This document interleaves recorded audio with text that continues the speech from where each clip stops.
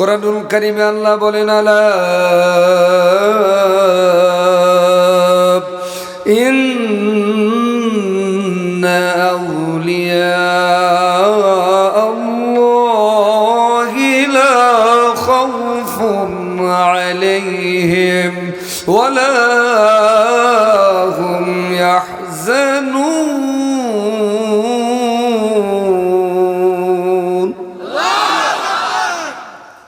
আউলিয়া শব্দের শাব্দিক অর্থ হলো বন্ধু। কার? আল্লাহর যারা বন্ধু হয় তাদের ভয় দুনিয়াতেও নাই, আখিরাতেও নাই। বাংলাদেশে একজন ওলি পাইছিলাম, তিনি হলেন বিশ্বনন্দিত মুফাসসির আল্লামা দেলওয়ার হোসেন সাইদি রাহিমাহুল্লাহু তাআলা। উনি আজ থেকে 25-30 বছর পূর্বে বাংলাদেশের ভাগ্যাকাশকে নিয়ে যা বলেছেন হুবহু বাংলার জমিনে তাই ঘটছে। এত নরমাল ঠিক বললে হবে না, কথা বলেন ঠিক কিনা? কিন্তু দুঃখজনক হলেও সত্য, সালমান শাহ হত্যার বিচার 29 বছর পরে যদি বাংলাদেশে পুনরায় চালু হয়, আল্লামা সাইদিকে 15 মাস পূর্বে যারা ক্লিন করে হত্যা করলেন, জেলখানার থেকে বাহির করে হাসপাতালের বেডে নিয়ে বিষ প্রয়োগ করে হত্যা করলেন, ওই ডাক্তার সহ ইন্ধনদাতারা ইউনূসের আমলে এ পর্যন্ত ধরা পড়ে নাই। আমরা আজকে বিলাইচন্ডীর এই ময়দান থেকে দ্রুত গতিতে ইউনূস সরকারকে বলতে চাই, আপনি ওই ডাক্তার এবং ইন্ধনদাতাদেরকে গ্রেফতার করুন, ফাঁসির মঞ্চ বাইতুল মুকাররমের সামনে তৈরি করুন। যতক্ষণ পর্যন্ত তাদেরকে ফাঁসিতে ঝুলন্ত অবস্থায় না মেরেছেন, বাংলাদেশের 18 কোটি মানুষ ঘরে বসে থাকতে পারে না। কথা বলেন, কথা ঠিক না?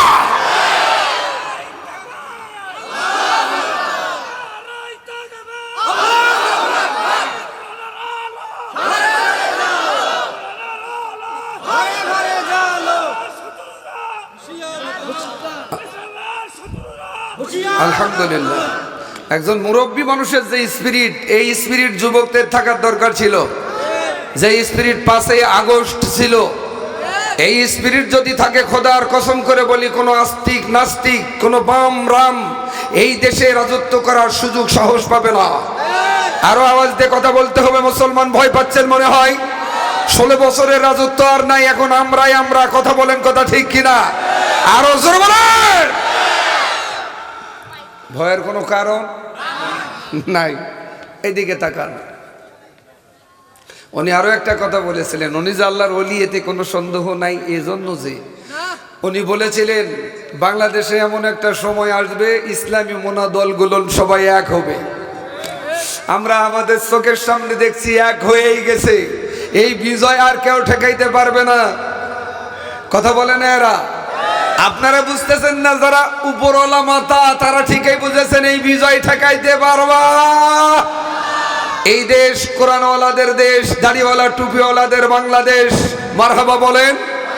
সম্মানিত ভাইরা, শুধু কি এতটুকুন বলেছেন? উনি বলেছেন 12 কোটি মানুষ যেদিন গাছের গোড়ায় ধাক্কা মারবে, নাড়া দিবে, দিল্লি গিয়া মামু বাড়ি গিয়া পড়বা। এখন পর্যন্ত তিনি মামু বাড়িতেই আছে, বাপের বাড়িতে আসে নাই। কথা বলেন, কথা ঠিক কিনা? বিএনপির স্থায়ী কমিটির অন্যতম সদস্য জনাব সালাউদ্দিন কাদের চৌধুরী সাহেব বলেছিলেন, এই ট্রাইব্যুনালে আমাদের বিচার হচ্ছে, হোক, আপত্তি আমাদের নাই, কিন্তু এই ট্রাইব্যুনালটা যেন থাকে বাংলাদেশের মানুষ। আমরা 15 মাসের ভিতরেই দেখলাম যারা ট্রাইব্যুনাল গঠন করেছিল, ওই ট্রাইব্যুনালে তাদেরও রায় হয়েছে। খোদার কসম, ওই ট্রাইব্যুনালের রায় দিল্লি থেকে নিয়ে এসে বাংলাদেশে কার্যকর করা হবে। কোন বাপের বেটা বেটি ঠেকাইতে পারবে না। কথা বলেন ঠিক কিনা? এই ডাক আসতে পারে, কাপড়ের কাপড় পরে মাঠে ময়দানে যাবার জন্য ডাক আসলে কারা কারা যাবার জন্য রাজি? মুসলমান 2 হাত তুলে আমার আল্লাহকে দেখাই দাও।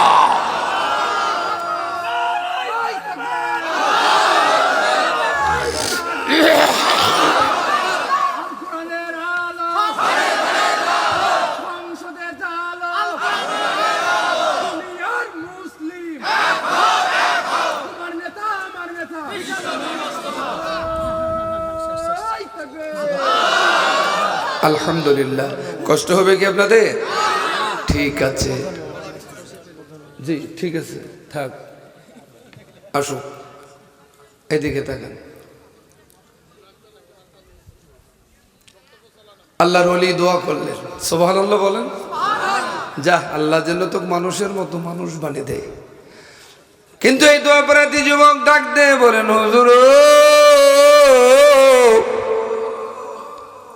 আপনি যে দোয়া করেছেন এ দোয়া পছন্দ হয় নাই, আপনার দোয়া আপনি ঘুরে নেন। আচ্ছা বলেন, দোয়া করে কি দোয়া ঘুরে নেওয়া যায়? দোয়া করে দোয়া ঘুরে নেওয়া? আমার জীবনে এমন একটা ঘটনা ঘটছে, আমি আজকের মাহফিলে কভার চাই। যদি কাউরে না বলেন তাহলে বলবো।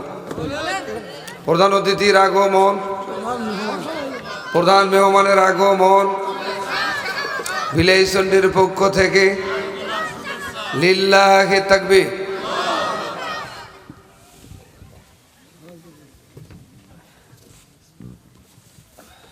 আমি বলতে চাইছিলাম যে আপনারা থাকবেন না কিছু বলে যাবেন? দাঁড়ান, আমি ওনাদের থেকে অনুরোধ। জি আলহামদুলিল্লাহ, কিন্তু আমার শর্ত হলো কাউরে বলা যাবে না। আজ থেকে 15 বছর আগে এক এলাকায় হজে গেছিলাম। হজ শেষে 12টার পরে মহিলারা পানির গিলাস নিয়ে দাঁড়িয়ে আছে। তবে কর্তৃপক্ষ বললাম, ভাই পানির গিলাস নিয়ে দাঁড়িয়ে আছে কেন এরা? বলতেছেন, হুজুর আপনারা আলেম মানুষ, আপনাদের তো একটু ফু দিয়ে নিবে।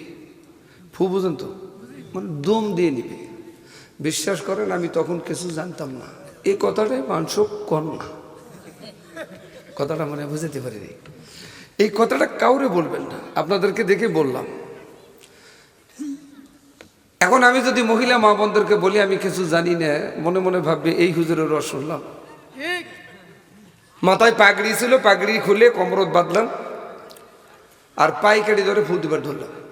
ফু কোন দিক যাই যাও, সুবহানাল্লাহ করবেন না। কিন্তু একটা মহিলা কেঁদে কেঁদে আমারে বলে, হুজুর আমার পানিটা একটু ভালো করে পড়ে দেন। আমি বললাম, রে কেন? বলেন, হুজুর 4 বছর হয়েছে আমার বিয়ে হয়েছে, স্বামীর সাথে আমার মনি বনাত নাই, এরকম অমিল নাই স্বামী স্ত্রীর দাম্পত্য জীবনে। তাই আমি বললাম, বোন আমি কি করতে পারি? বলছেন, হুজুর আপনারা আলেম মানুষ, একটু পানি ফু দিয়ে দিলে মিল মোহব্বত স্বামী স্ত্রীর পয়দা হবে, আমার সংসারটা টিকবে হুজুর।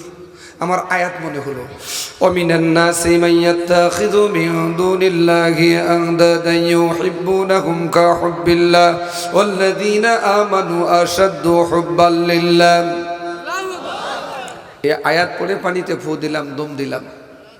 আর মহিলাকে বললাম, বোন রাত 12টার ভিতরে এই পানি পড়া খাওয়াইতে হবে, পারবা? কয় হ্যাঁ। রাত 12টার ভিতরে পানি পড়া খাওয়াইছে। আমি মাহফিল করে সভাপতি সাহেবের বাড়িতেই আছি, ফজরের নামাজ পড়ে একটু তসবিহ তাহলিল করছি, দেখি বোরকা পরিহিত একটা মহিলা আমাকে উদ্দেশ্য করে আসতেছে। মনে মনে ভাবলাম কেউ আসে না, কিন্তু এই বোনটা গত রাত্রের বোনটাই হবে। লম্বা সালাম দিল, আমি লম্বা জবাব দিলাম। আমি বললাম, বোন রে কাজ কত দূর?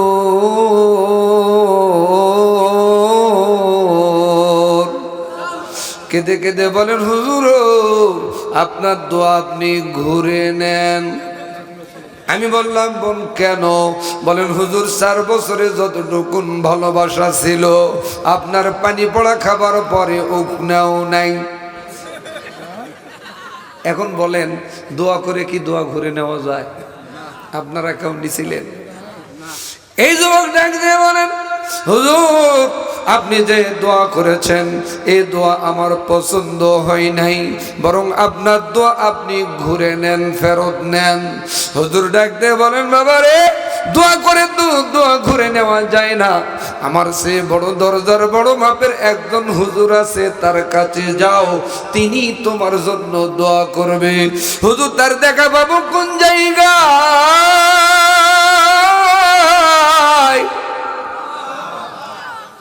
বলেন, ইরাকের বাগদাদ শহরের ফুরাত নদীর নিকটবর্তী স্থানে তিনি থাকেন।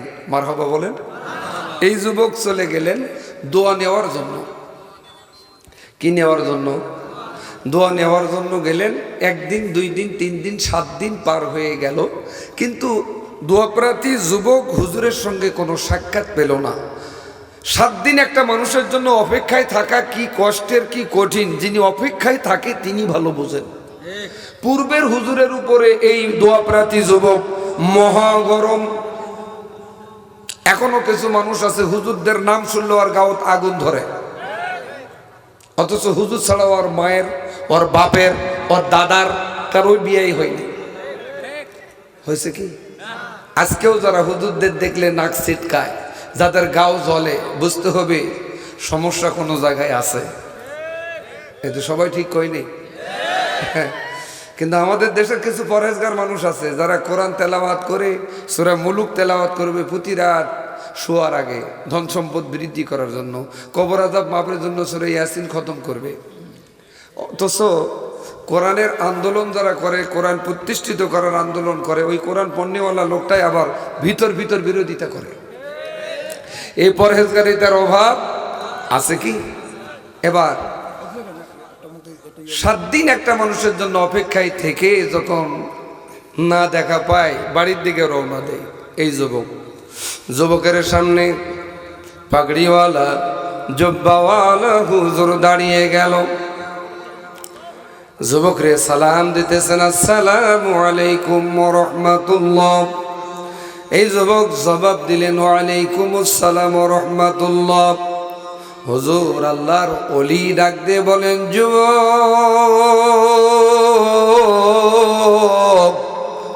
তুমি কি কারো কাছে এসেছো রে যুবক? বলছেন, হুজুর আপনি আমার সাথে যা বলছেন আর কথা বলবেন না। ওই যে পূর্বের হুজুরের উপরে যে রাগ, এই হুজুরের উপরে ঝাড়া শুরু, মহাগরম। আবার হুজুর জিজ্ঞাসা করলেন, যুবক তুমি কি কারো কাছে এসেছো রে যুবক? বলছেন, হুজুর আমি না বললাম আপনি কথা বলবেন না। হুজুরকে রাগ দেখায়, হুজুর রাগ দেখায় না, কারণ হুজুর তো সাধারণ কোন হুজুর না, আল্লাহর ওলি। তৃতীয়বার জিজ্ঞাসা করলেন, যুবক তুমি কি কারো কাছে এসেছো রে যুবক? হুজুরের উপরে মহা গরম। চতুর্থবার জিজ্ঞাসা করলেন, যুবক তুমি কি কারো কাছে এসেছো? এবার যুবক বলতে বাধ্য হলেন, হুজুর আপনাকে আমি এতবার রাগ দেখালাম, আপনি একটা বারও রাগ দেখাইলেন না। বলতে বাধ্য হলাম, হুজুর যার কাছে এসেছি, জিনার কাছে এসেছি, তার নাম হলো খিজির রাহমাতুল্লাহ। আল্লাহর ওলি হুজুর ডাক দিয়ে বলেন, যুবক তোমার সামনে যে মানুষটা দাঁড়িয়ে, এই মানুষটাই হলো খিজির রাহমাতুল্লাহ।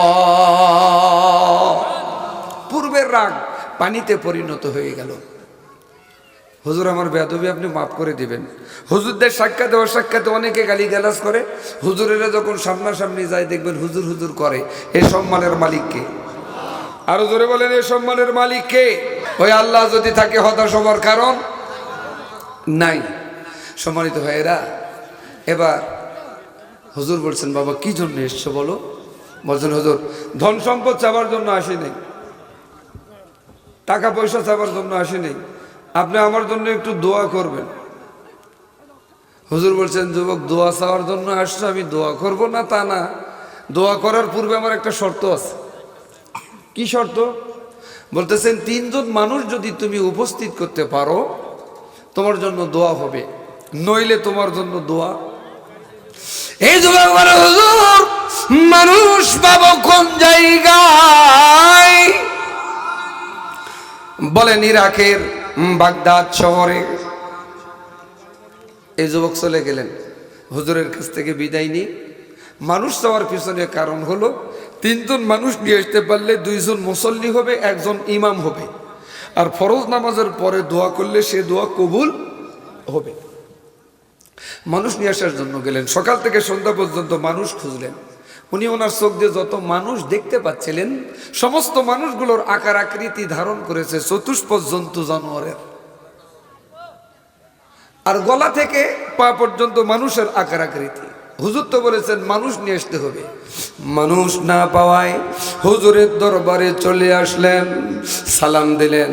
হুজুর জিজ্ঞাসা করলেন, যুবক মানুষ কই রে? যুবক কেঁদে কেঁদে বলেন, হুজুর আমি তো মানুষ খুঁজে পেলাম না গো। কি দেখলা রে যুবক?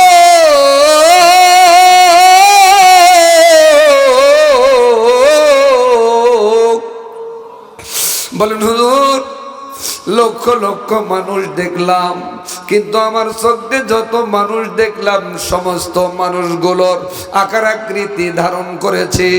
মুখমণ্ডল গলা থেকে চতুর্থ পর্যন্ত জানোয়ারের, গলা থেকে পা পর্যন্ত মানুষের আকার আকৃতি। হুজুরের কারণ কি জানতে চাই? ওই যুবক যদি জানতে চাই, ও বিলাই সুন্ডির ভাইরা, আপনাদেরও জানার দরকার আছে না নেই? কার কার আছে একটু হাত তুলে দেখেন। তোলেন, এইরকম হাত তোলেন। আল্লাহ হাতগুলোকে জান্নাতি হাত হিসেবে কবুল করুন। আমি ঘটনাটা এখনই বলবো না, কারণ আমিও খুব সস্তা হুজুর না। বাংলাদেশে তো হুজুরেরা এখন দোয়া চাইলেই জান্নাত না দেওয়া পর্যন্ত মুনাজাত ছাড়ে না। তার মানে আমরা কন্ট্রাক্টারই নিয়ে আসছি, ম্যানেজারের দায়িত্ব নিয়ে আসছি জান্নাতে দিবার, তাই না? দেখেন তো দোয়া করে কি সব হয় নাকি? একটা ঘটনা মনে পড়লো, বলবো কি? এক লোক গেছে হজ করবার। এক লোক গেছে কি করবার? হজ করবার। এই লোকের 4টা ছেলে। কয়টা ছেলে? কাবা শরীফের গিলাফ ধরে দোয়া করতেছেন, বাবা আল্লাহ আমার 4টা ছেলে, একটা ছেলেও নামাজ পড়ে না। সুবহানাল্লাহ বল। নামাজ পড়ে না তাও সুবহানাল্লাহ। কি বলতে হবে? নাউজুবিল্লাহ বলেন, নাউজুবিল্লাহ। আচ্ছা বলেন তো, সন্তানদের জন্য দোয়া করতেছেন কে? বাবা। বাবা যদি দোয়া করে কবুল হয় না? হয় না? মা যদি দোয়া করে সে দোয়া কবুল হয় না? হয় না? আবার দেখা যাবে সন্তান যদি বাপ মার জন্য দোয়া করে সে দোয়াও কবুল। আল্লাহ শিখাই দিলেন সন্তান কিভাবে দোয়া করবে। রব্বির রাহমহুমা কামা রব্বায়ানি সগীরা। বলেন আওয়াজ দিয়ে, রব্বির রাহমহুমা কামা রব্বায়ানি সগীরা। সন্তান দোয়া করবে সে দোয়া 100% কবুল। আবার বাপ মা যদি সন্তানের জন্য দোয়া করে সে দোয়াও কবুল হয়ে যায়। এবার দোয়া করছেন, আল্লাহ আমার 4টা ছেলে যেন নামাজি হয়ে যায়, নবীর পথে মতে চলে। সুবহানাল্লাহ বলেন। হাজী সাহেব হজ করবার যায় কি কাবা শরীফেই থাকে না দেশে আসে? দেশে এসে দেখেন 4টা ছেলের একটাও নামাজ পড়ে না। খুব মহা বিপদ। হাজী সাহেব আমার কাছে গেলেন, যায় বলেন, হুজুর আপনারা আলেম মানুষ, একটু দোয়া করে দেন। আমি বললাম, চাচা আপনি তো নতুন হাজী, এখনো 40 দিন পূর্ণ হয় নাই, আপনি তো পুত পবিত্র, আপনার কাছে দোয়া চাওয়ার প্রয়োজন আমার, আপনি কেন আমার কাছে দোয়া চান? এ কথা বলাই চোখ দিয়ে পানি গলন টস টস করে পড়ে। তখন আমি বুঝতে পারলাম অবশ্যই কোনো জায়গায় গ্যাপ আছে। আমি বললাম, চাচা বলেন তো ক্লিয়ার করে কি জন্য দোয়া চান? বলেন, হুজুর আমি কাবা শরীফের গিলাফ ধরে দোয়া করেছি আমার 4টা ছেলের জন্য, তারা যেন নামাজি হয়, নবীর পথে মতে চলে।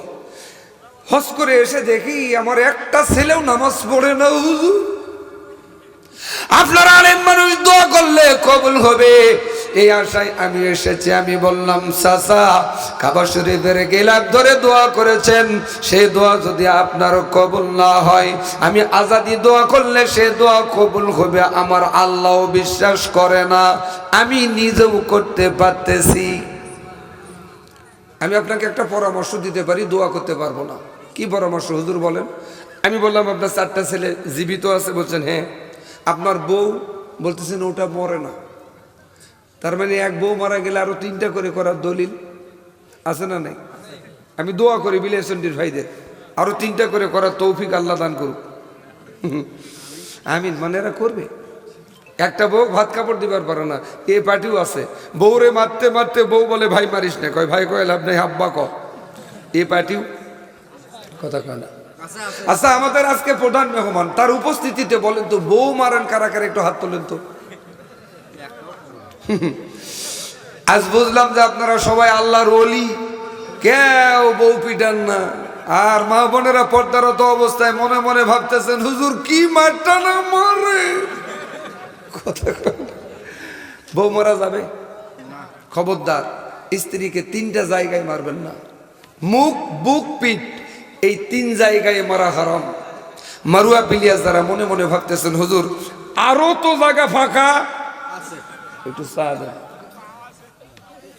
কিন্তু মারবেন। রাসূল সাল্লাল্লাহু আলাইহি সাল্লাম বলেছেন, মেসওয়াক পরিমাণ লাঠি দিয়ে মারবেন, একটা গুনাও হবে না। এক হাত লাঠি দিয়ে স্ত্রীকে আঘাত করবেন, 25টা উট স্ত্রীর নামে সদকা করে দিতে হবে। বর্তমানে 25টা উটের দাম 50 লাখ।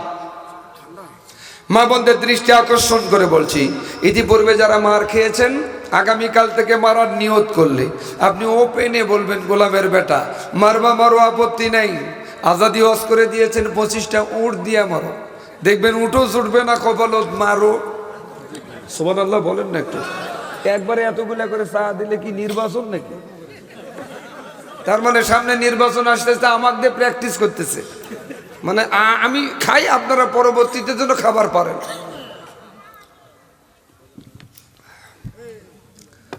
চা খাওয়ার দিন নাই আর, কথা বলেন ঠিক কিনা? এখন চা ছাড়াই ভোট হবে ইনশাআল্লাহ, তাহলেই দেশের উন্নয়ন হবে। চা খাবেন আর এমপির কাছে আপনারা বরাদ্দ চাবেন, হবে না। এইদিকে তাকান, কষ্ট হচ্ছে কি আপনাদের? এবার আমি বললাম, চাচা আপনার স্ত্রী যেন থাকে, আপনার 4টা ছেলেকে আপনি কাছে ডাকবেন, ডাকে আপনি আপনার 4টা ছেলেকে শাসন করবেন, আপনার বউ কিন্তু তা বরদাস্ত করবে না। 4টা ছেলেরে ডাক দিয়ে বলেন, সাইফুল, আব্দুল, কলিমুল্লাহ, সলিমুল্লাহ, জি আব্বা, আমার 4টা ছেলে 40 বিঘা জমিরে আমি তোমাদের দিয়েছি 10 বিঘা করে, লিখে দেই নেই, মৌখিক খাবার দিয়েছি। ভালো করে মন দিয়া শুনরে, আগামীকাল থেকে ফজরের নামাজ থেকে 5 ওয়াক্ত নামাজ যদি না পড়িস, জমির আলো তোরা 4টা ছেলে উঠতে পারবি। তখন মা বলতেছেন, হ্যাঁ সাইফুলের বাপ, সাইফুলের বাপ চুলগুলা কি চুরি করে খাবে? সাইফুলের বাপ হাজি সাহেব কঠিন রাগ, চুপ থাক। বলেন তো কি থাক? হয় নাই, আওয়াজ দিয়ে বলেন, ওরা শুনুক, কি থাক? হাজি সাহেবের বউ তো চুপ। 4টা ছেলে চিন্তা করে, বড় ছেলেটা, আব্বা তো এরকম কোনোদিন রাগ করে না, আজ বুঝবার পারছি, নামাজ যদি না পড়ি জমি দিবে। নিয়ত করলেন, এই নিয়ত আল্লাহ ছাড়া আর তারা 4টা ছেলে ছাড়া কেউ জানে না ফজর থেকে নামাজ পড়বে। সুবহানাল্লাহ। এখন রাত্রে শুইতে গেছে, তাহাজ্জুদের ওয়াক্তে উঠলেন বড়টা, শীতের রাত্রে উজু করলেন, টুপি মাথায় দিলেন, পাঞ্জাবি গায়ে দিলেন, দ্বিতীয় ভাইটাকে যা ডাকতেছেন, এই উঠ, নামাজ না পড়লে আব্বা কিন্তু জমি দিবে না। তৃতীয়টাকে ডাকছেন, চতুর্থকেও ডাকছেন, ডাকে সবাই মিলে একত্রিত হয়ে বাপ মা যেখানে ঘুমিয়ে আছে, যে রুমে, যে ঘরে, এইরকম করে ডাক দিতেছেন, ও মা। সন্তান যখন মা বলে ডাক দেয়, একটা ডাকে যিনি শুনতে পায় তিনি হলেন মা। মা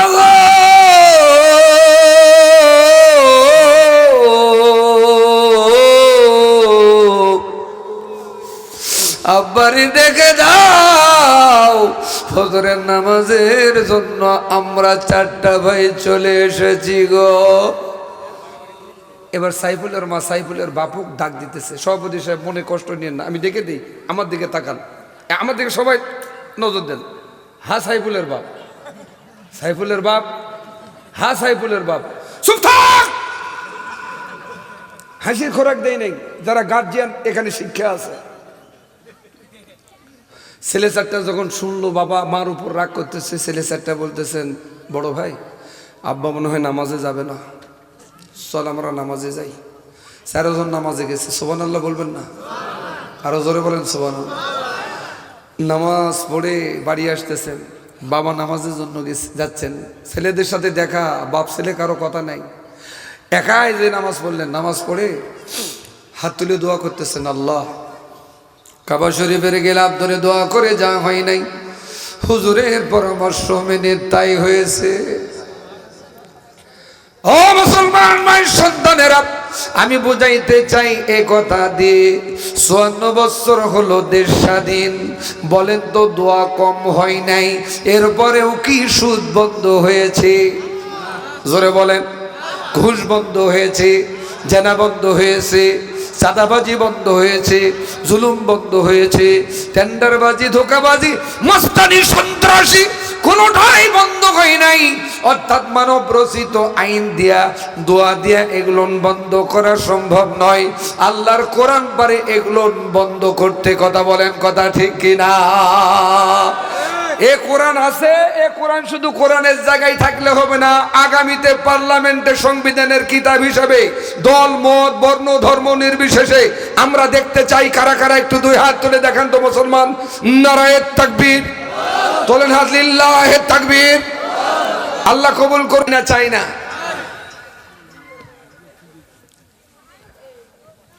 তাহলে দোয়া করে সবকিছু হয় না, আমরা এখনো মানুষ হতে পারি নাই, এখন মুসলমান হবার প্রয়োজন। এই জন্য আল্লাহ কোরআনুল কারীমে বলেন, আমার সাথে তেলাওয়াত করেন, ইয়া আইয়ুহাল্লাযীনা